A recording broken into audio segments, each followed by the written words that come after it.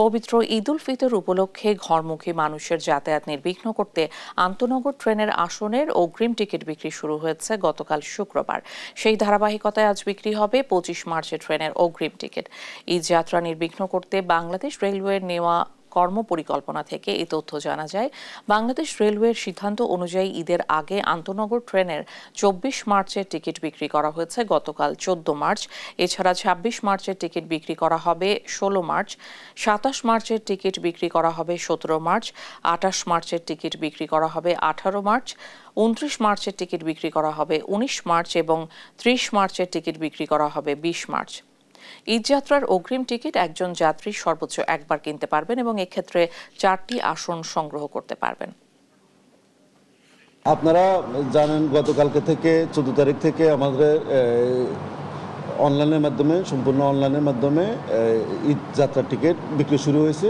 আলহামদুলিল্লাহ গতকাল সুন্দরভাবে সম্পন্ন হয়েছে। আজকে সকাল 8টা থেকে পশ্চিমাঞ্চলে শুরু হয়েছে এবং 14টা থেকে মানে দুপুর 2টার থেকে পূর্বাঞ্চলে শুরু হবে।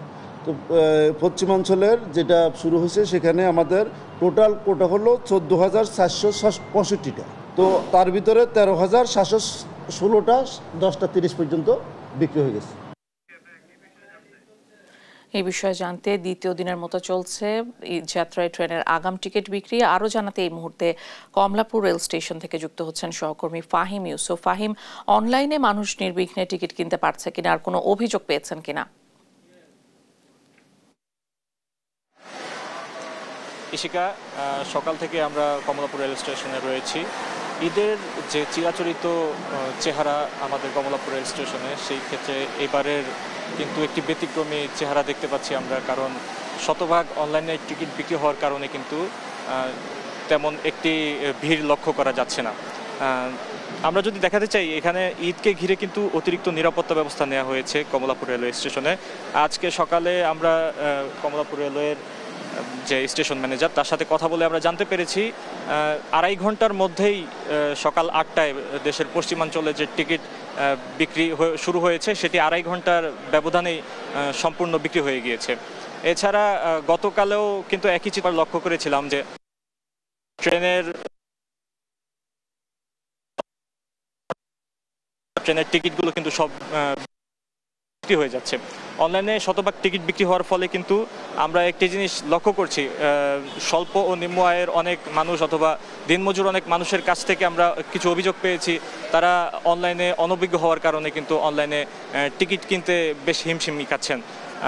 কিছুক্ষণ আগে আমরা বেশ কয়েকজন যাত্রীর সঙ্গেও কথা বললাম, যারা ঈদযাত্রায় যাবেন অথবা যাওয়ার জন্য টিকিট কাটতে এসেছেন।